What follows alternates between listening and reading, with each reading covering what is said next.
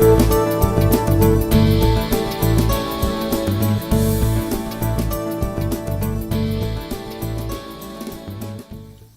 ask the panelists to introduce themselves. I'm working at Colonial. Colonial is a pan-European REIT with 12 billion of assets in Paris, Madrid and Barcelona. And I'm there in charge for corporate development. This means strategy, controlling, investor relations and also climate-related matters. Afternoon everyone, I'm Janine Cole. I'm Sustainability and Social Impact Director for Great Portland Estates. And I also have the huge honour of being chair of Better Buildings Partnership. At GP, my role is to lead sustainability, social impact strategy, but also to support on investor relations as far as ESG is concerned. Good afternoon, my name is Adam Targowski. I'm heading ESG Sustainability at CTP, mostly in Central and Eastern Europe. And ESG or sustainability spans from financing to engagement with tenants. So we're very broadly and intensely covering all the aspects of it. So the question that we are going to discuss today is how to finance the transition. If we want to know how to finance the transition, obviously we first need to know how much needs to be financed. So I'm curious to hear, if you have any, how you're already taking into considerations the capex needed for net zero in your underwriting.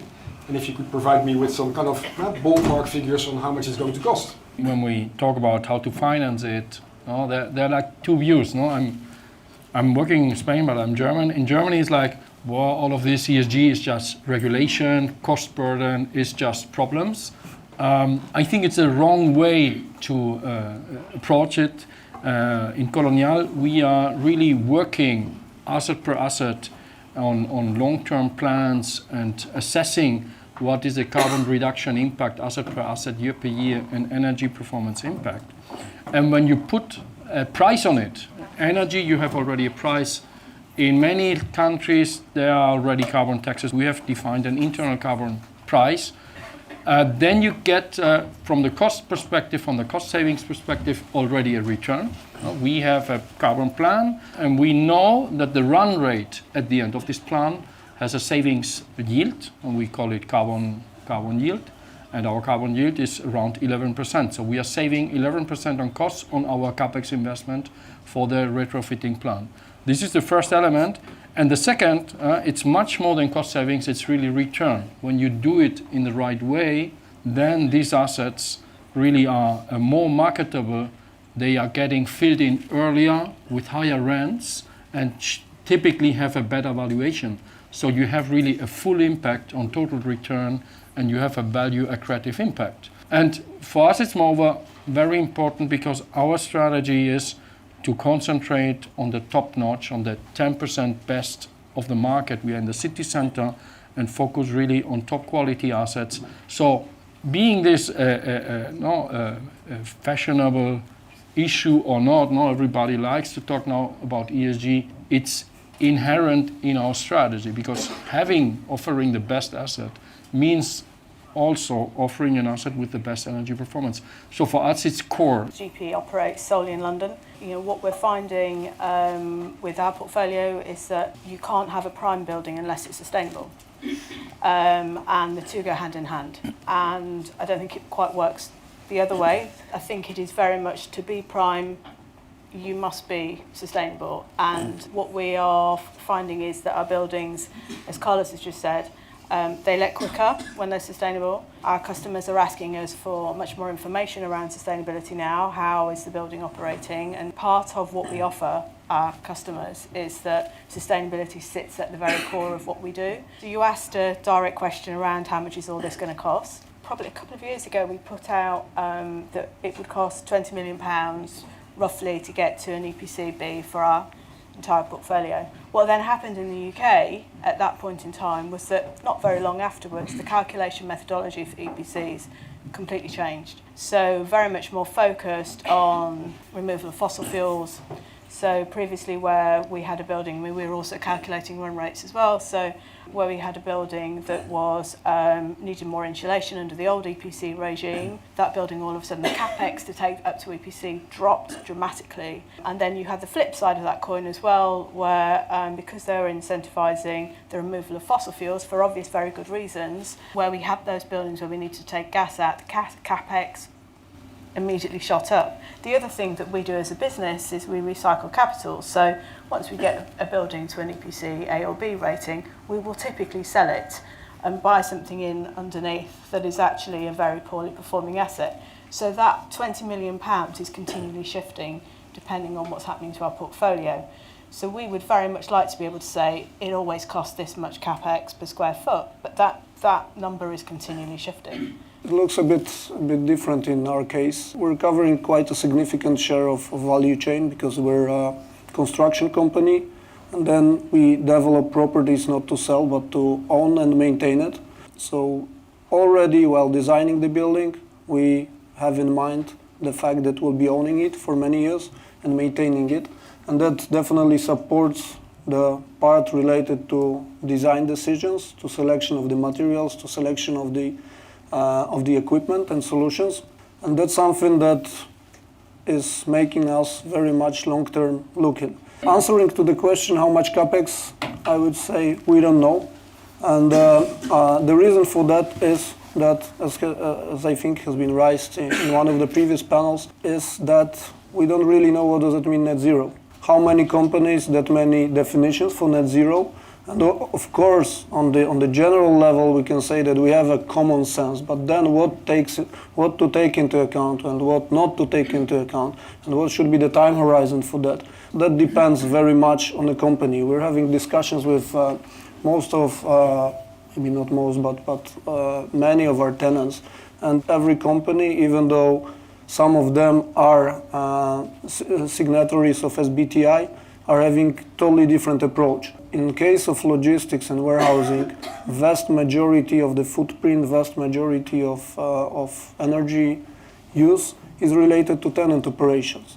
So while we build state-of-the-art building envelope, modern automated lighting and heating, then what else can we do, right?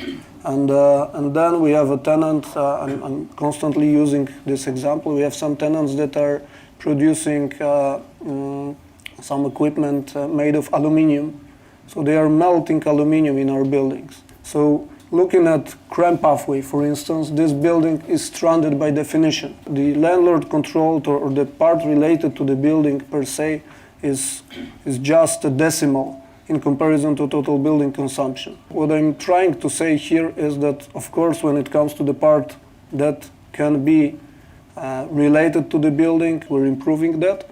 But then when it comes to the definition of the net zero, it's very much different from business to business. Of course, we can cluster it in a way, because we have 3PL companies, we have logistics, purely logistics, and that's similar. But then we have a production, different types of production, and then it very much differs. First of all, definition. Secondly, the pace. And as a great share of our majority of our portfolio is in Central and Eastern Europe, this is quite price sensitive. Those are quite price sensitive markets. So of course we are one step ahead or two steps ahead, and we would like to stay, but we cannot be 10 steps ahead. So of course we cannot build the most sustainable building that will not be leased, right? Because then it would become automatically the most unsustainable building, as all the vacant buildings that we see around. So of course it's the balance between ensuring full utilization of the building and making sure that we are ahead of the market. Good answers. Unfortunately, I have to make my investment decision, so I need to come up with something better, because otherwise I'm going to use 200 euros per ton CO2 as the pricing. So what, as a kind of investor, shareholder, should I do to make the differentiation between any of your company and your peers that might be lagging on sustainability? Do you have any view on that? I think that was raised as well. So the benchmark and the data.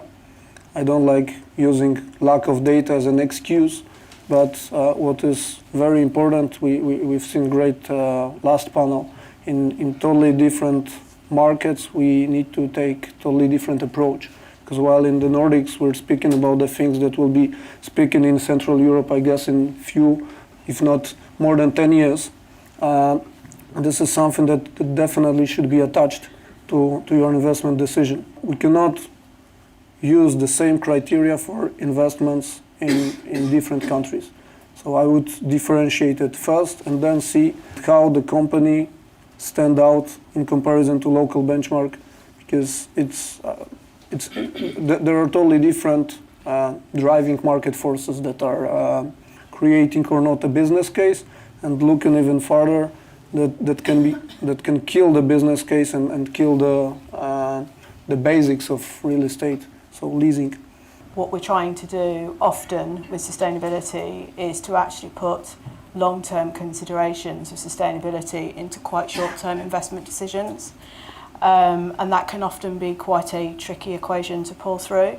And I think that actually, if you look at some of the data that's coming out at the moment, so CBRE have just released a sustainability index, JLL have just done some research on BREEAM ratings, so CBRE was using EPC ratings, also PMA also have done some research as well into how sustainability is changing returns. All three of them are saying that actually coming up with the same answer, that rental values are higher, that the valuations are kind of being maintained for longer, let's say, at the moment, given what's happening with interest rates at the moment. So net zero buildings seem to be holding their value for longer. And I think that actually what needs to start to happen is that we need to start to actually talk about these things together, rather than right now let's talk about what you're doing on sustainability. We need to be joining all this up and starting to have a holistic debate.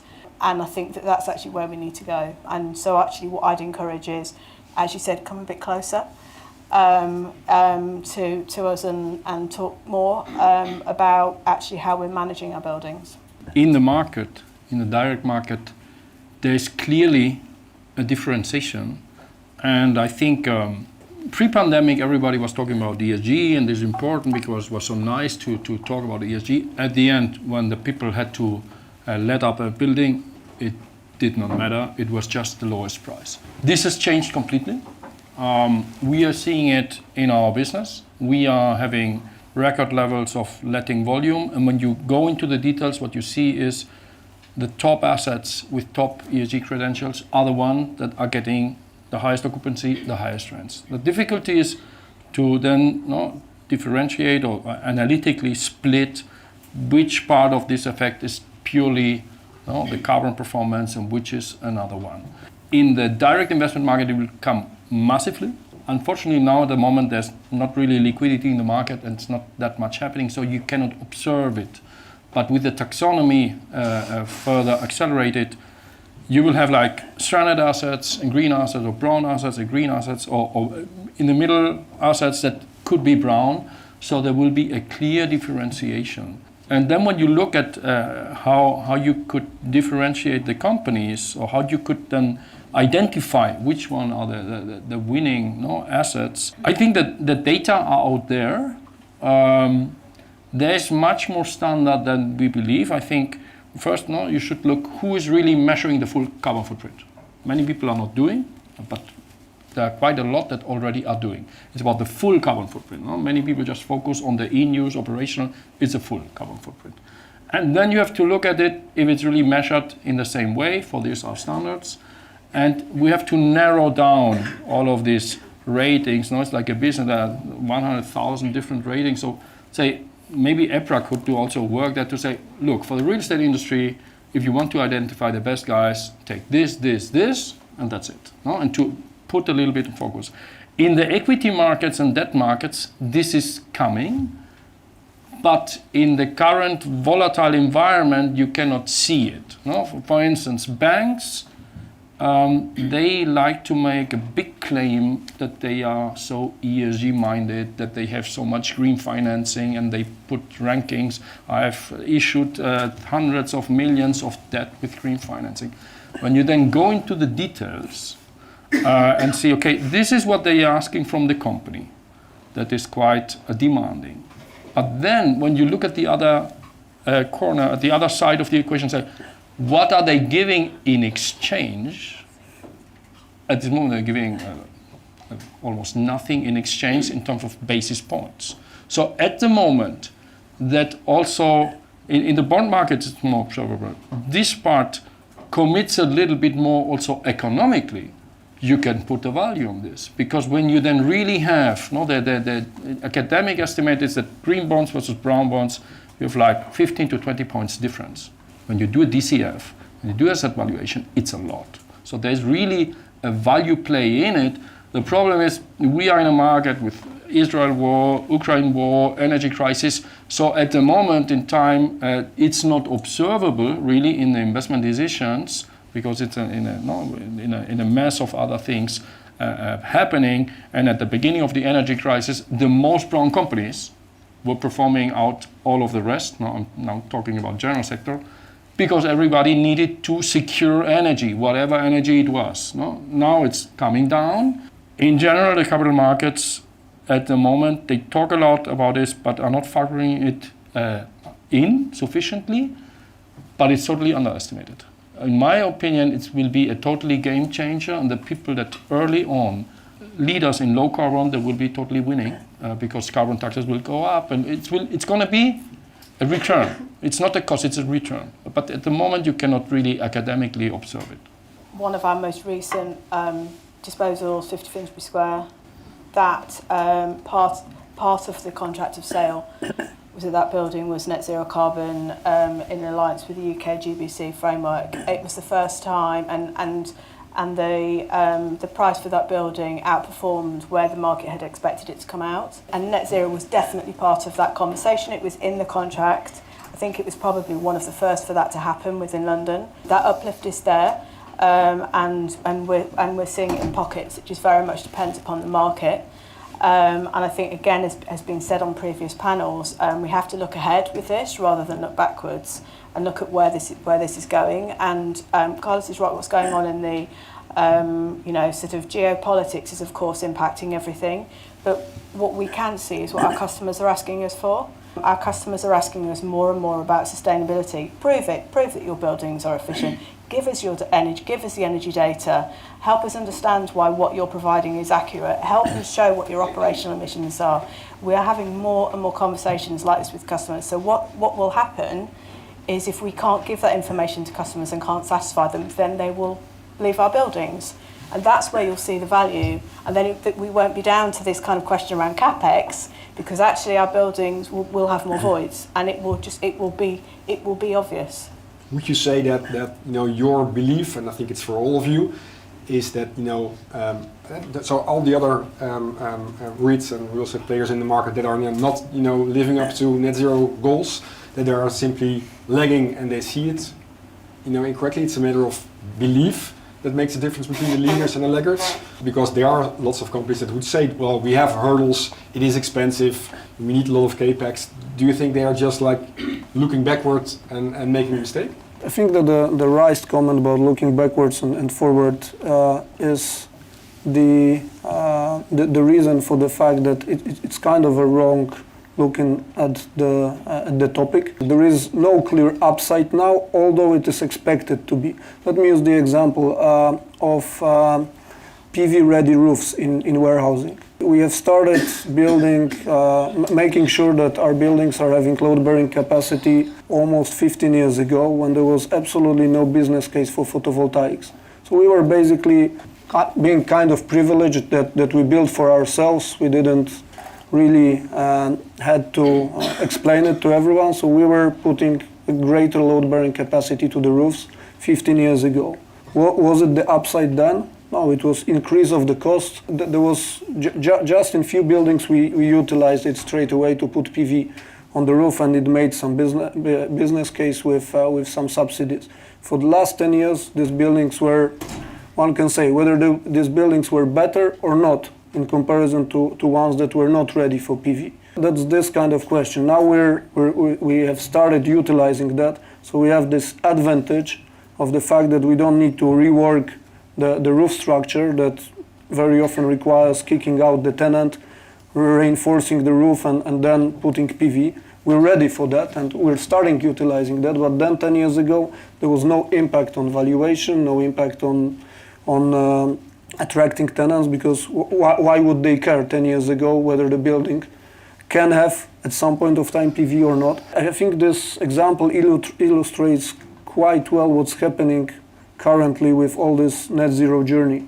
So there has to be a belief.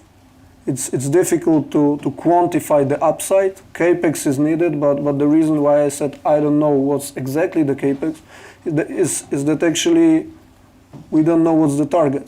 We don't know what the target is. Huh? We've heard CREM talking about their pathways. Probably CREM says they know what the target is.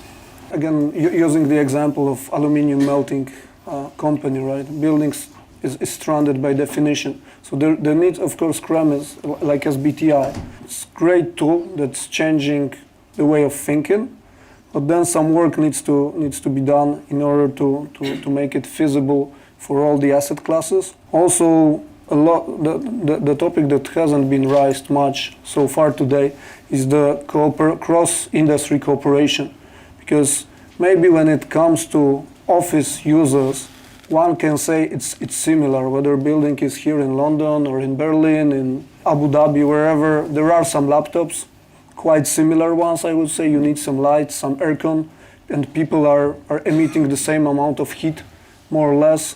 So basically the drivers within the building and the purpose is similar, so then you can benchmark it.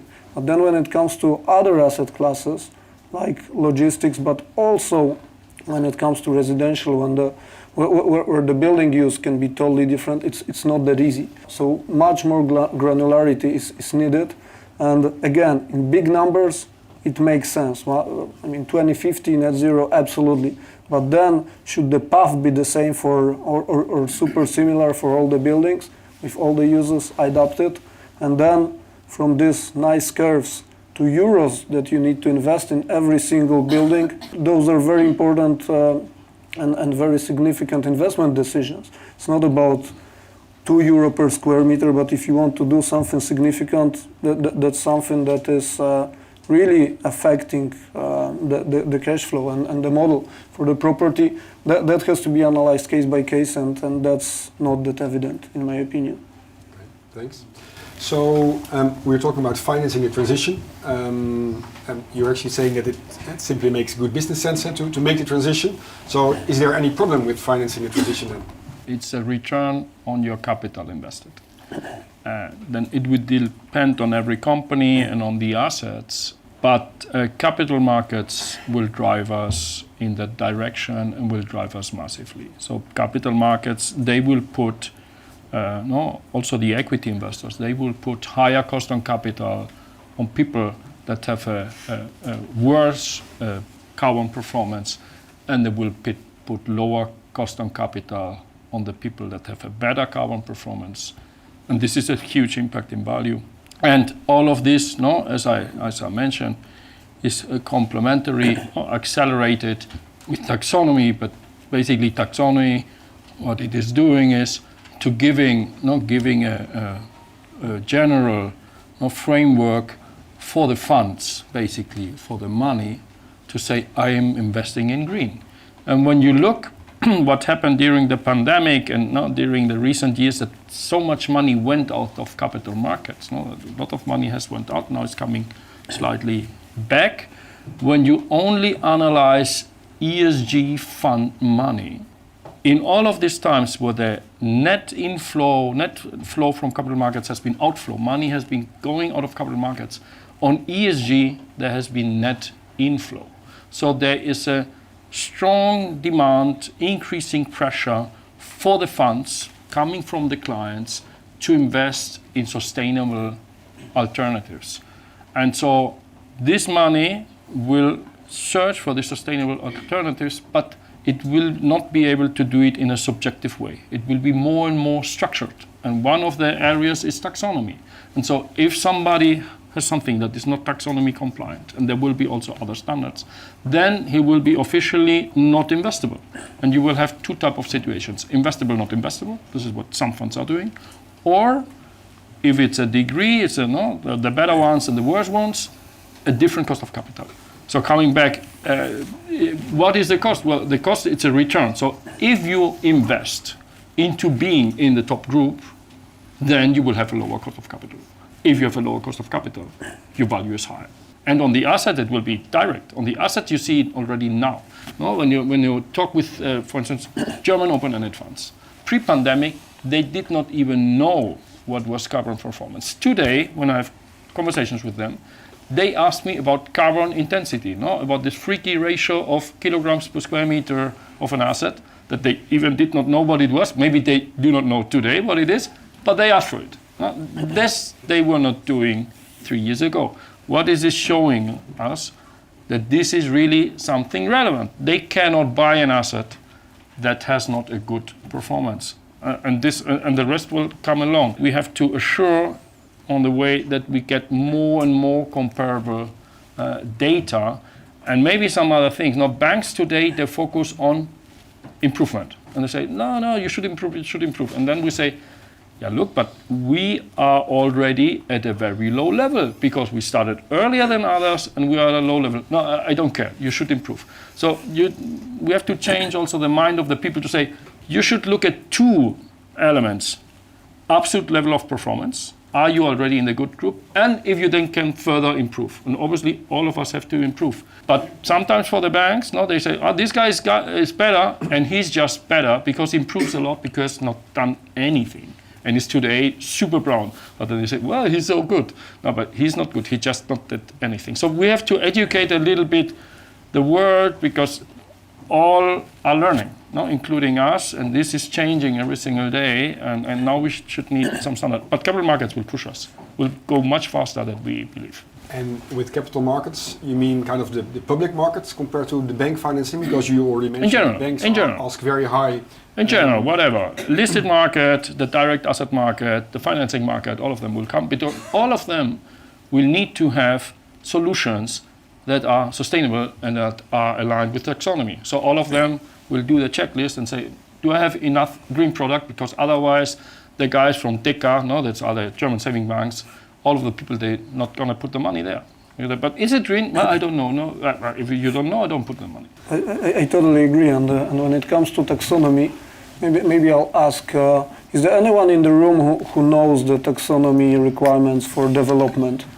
Is it 7.1 or 7.7? Okay, I can see some people, and that's fantastic actually. And I'm asking it on purpose because we constantly repeating ESG compliant, sustainability compliant, net zero. When it comes to the water in development of new buildings, there is a requirement towards water flow in urinal. And this level of granularity is very much needed because maybe when it comes to the urinals, it doesn't affect the cost, whether it's 1 liter or 10 liters. But then when it comes to the energy used for lighting, for heating, cooling, and so on, this can affect the cost significantly. So it has to be this level of granularity in order to actually really say what's the capex for the new building, what's the capex for improvement, because this is the sum of these urinals and other things to determine it on a building level and then on the portfolio level. Each building has a slightly different answer because you don't know what the interventions are going to need to be for each building. So sometimes it's very M&E heavy, sometimes it's very insulation heavy, and that's part of it. I think probably the other thing I was going to say earlier on as well, and when your sort of first question around, so financing isn't a problem then, I think one of the things we also have to realise is that, you know, certainly at GPE we operate in a very fortunate environment in that all our buildings are in London. It's much easier for us to get a return on the investment that we're making in sustainability than it is in other areas of the country and in other asset classes. And so I know, for example, that some of the businesses dealing with residential developments in other areas of the country, they can't make net zero payback. And that is where a lot of the funding needs to go because, you know, and I think once or twice I may have heard it today that Just Transition, you know, we are in a very fortunate position, certainly at GPE, because, you know, we'll make the investment and it will bring returns because our customers will come quicker, it will show through on rental values, and so it makes business sense for us. But we know there are other areas in the UK where it's just simply not the case with asset classes. So it's really dangerous for us to say that it just makes financial sense, because in some areas of the UK, it doesn't. We need to hope that sort of financial flows start to go in and support those industries. And I know sort of a while back, the UK had a government energy efficiency task force that was hurriedly disbanded. But what they were trying to do was actually trying to bring public sector and private sector together to actually really support those industries in delivering net zero. So I think we need to be careful not to kind of think in silos here, and start to think more about things more holistically. I think it's really important. And is that only a sector thing? Because, I mean, the things I've heard just now, if I would have the same conversation kind of at the NAREIT panel, it would be pretty different. So how do you look at the international side of things? So again, this is probably not the greatest question for GPE, because obviously we're entirely London focused. But we are, of course, dealing with international investors who are sort of benchmarking us against businesses who are international. And so for us, it's a case of helping them understand how to actually look at our performance in the context of other international businesses. And that's really as far as we can go. Maybe following up on the financing and transition part where you said, well, maybe other sectors need more help in the finance. Does that mean that there's government support necessary, or do you expect investors to be able to do that? I think there needs to be private sector funding, but I also think there needs to be more regulation. And again, Guy was talking earlier on about COP and the fact that he was hoping to see different organisations coming together and sort of the strength of the financial institutions starting to work together to deliver change. Ultimately, it needs to be coming together of the financial institutions and regulation. I don't want to get into UK government regulation right now because that's far too depressing. No, let's talk about Dutch politics. I love that. In terms of the capital markets, you already, Carlos already told that kind of what investors expect, or banks expect is pretty high, and the discount on rates is pretty low. How do you look at the green bond markets? I mean, there's many green bonds being issued by REITs. What I'm seeing is that most of the green bond proceeds are being used for, business as usual. What's your view on that? Like in all securities, you have to classify the security as sustainable or green, looking at the underlying collateral that is attached to it. And if the underlying collateral is an asset that has a very good energy and carbon performance, I think it's a correct way to look at it. It's not necessarily only to say, well, I only will classify this as green if you now use the money for a very specific green project. Because this will leave us with the same situation that I said previously, that say, okay, if you have somebody that is super brown today, then he will have a huge capex plan and will convert everything, and then you will see, I have a total matching, all of this money has been used to improve this. And this is a good thing to do, and this guy will do it in any case. But if you have somebody that already is at the forefront, and this doesn't mean that it stops, but he just can do less because all the assets are already at a very good level. But to keep on holding these assets and keep these assets in the world, he's backing this with financing, and these assets are top-notch assets.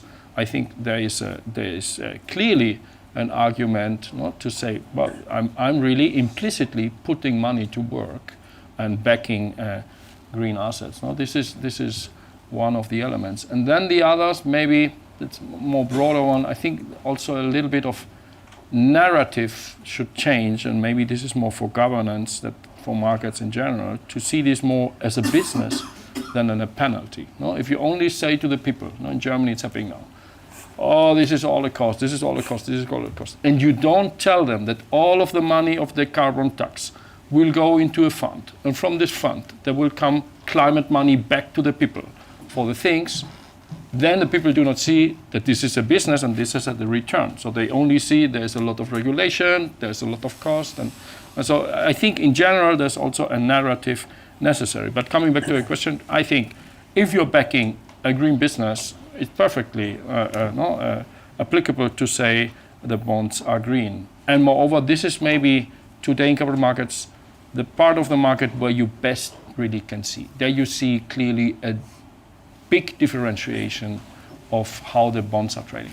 I think part of the issue with the green bonds is that they are often looking for indicators that a business would have already done anyway. So things like sort of EPC ratings, all that sort of thing. You know, I don't think it's necessarily pushing new and innovative change where sustainability is concerned would be my view.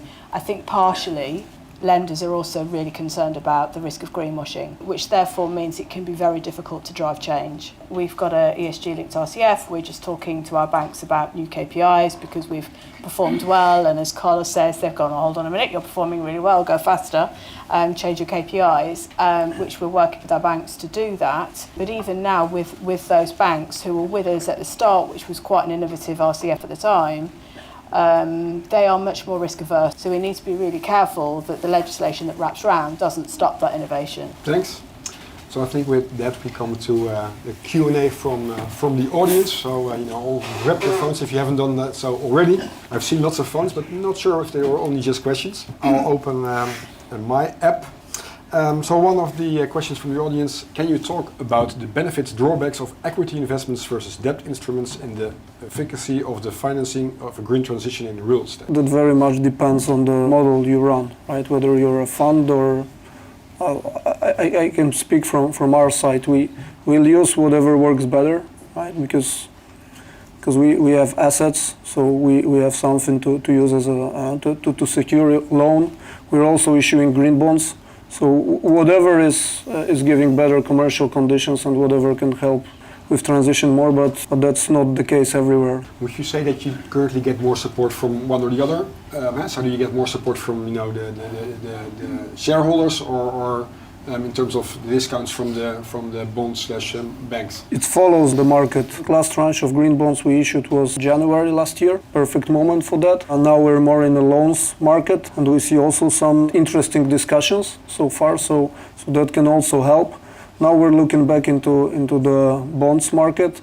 So again, whatever works. I think what is important and what are the parts of the equation is that, of course, to make something green or to call something green or sustainable, you need to commit to something, and it should be balanced with some benefit. Because, of course, you can commit to whatever either bank or bondholders, potential bondholders will ask you for, but then what's the benefit, right? If this is priced the same way, why should you commit to anything more than the market, standard market business commitment? That should be always answered, and I believe it's always case by case, company by company. Anything to add?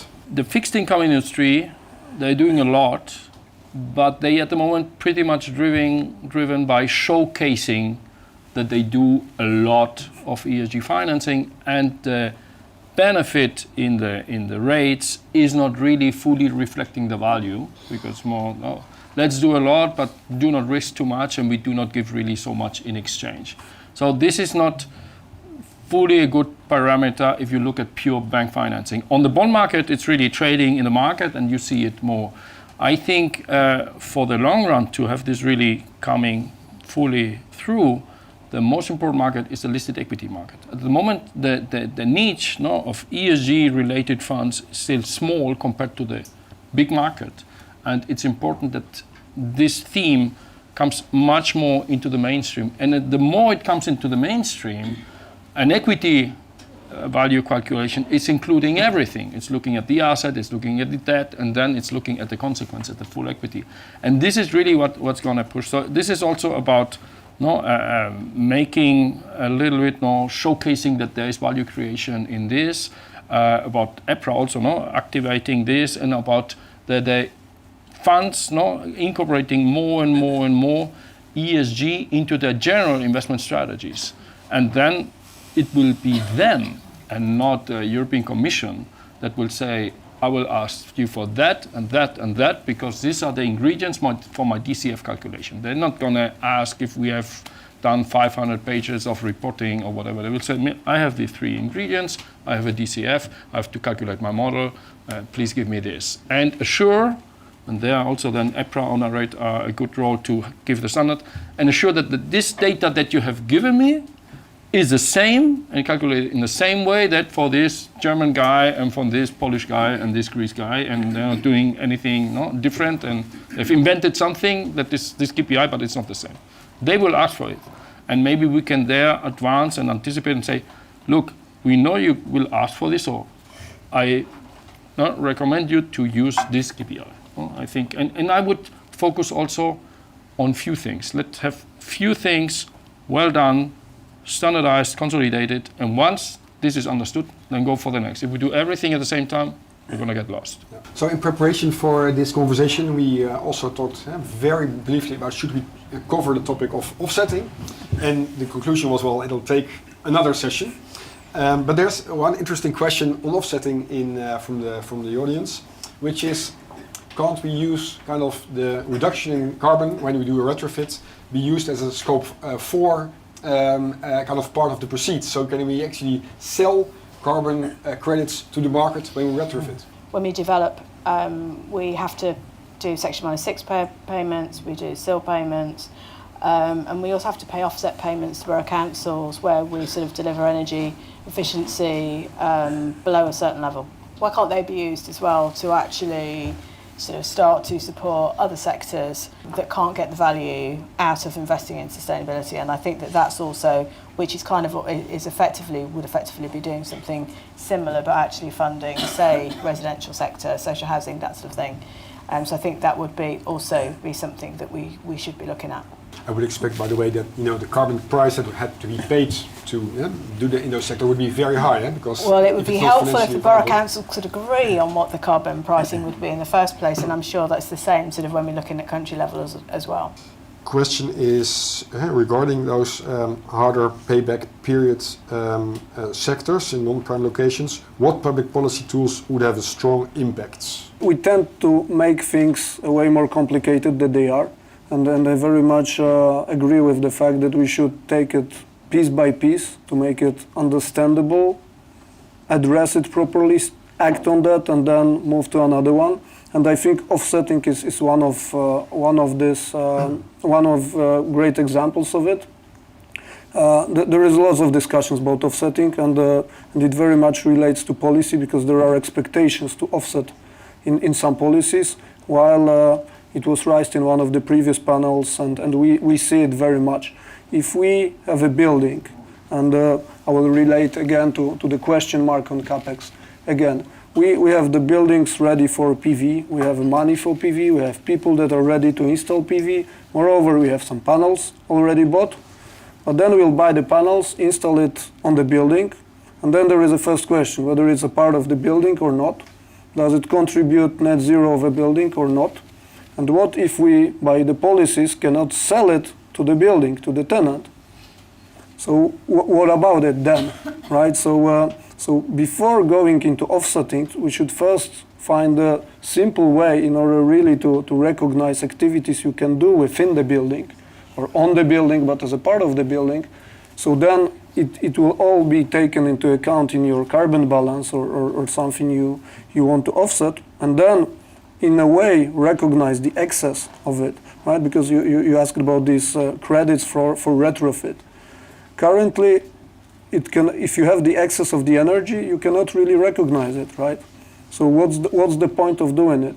You cannot sell it to your tenant, you cannot get carbon credits, and it's very difficult to often set up this business. So while you're ready, it's a pity that some policies are making this difficult. Why do you think local authorities and cities in the UK have not issued a single green bond? Isn't it a political question? I mean, I think it's probably politics, understanding, risk, and risk aversion. I think possibly. I think the narrative for local authorities needs to change. They can often come from a standpoint of regulation and enforcement, and I think that actually it needs to become a bit more collaborative, so that what we actually start to have a conversation, a bit like we do with our investors and also with our lenders, around, you know, what makes sense together. I mean, so I don't think he's here. So Matt Webster from BL and I have been sort of trying to talk to local authorities about how do we actually harness the offsets to actually support local authorities in social housing. But the issue is I just think the knowledge just isn't there. And I think it's around sort of how do we actually start to change the conversation.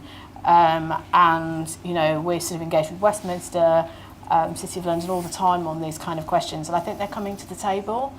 It's just that they will tend to roll back and let the private sector kind of deliver. But it's a good question, and one we should push harder on, I think.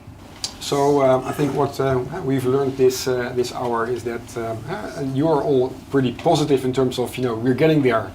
Just make the business case and look forward, and instead of looking backward at the costs. We learned that I haven't been successful in, you know, getting an answer on capex that are required. So I'm afraid that you will still have to use the 250 tons per CO2. And I've learned that we have to pay attention to toilets in terms of getting to net zero. Thanks all. Thank you.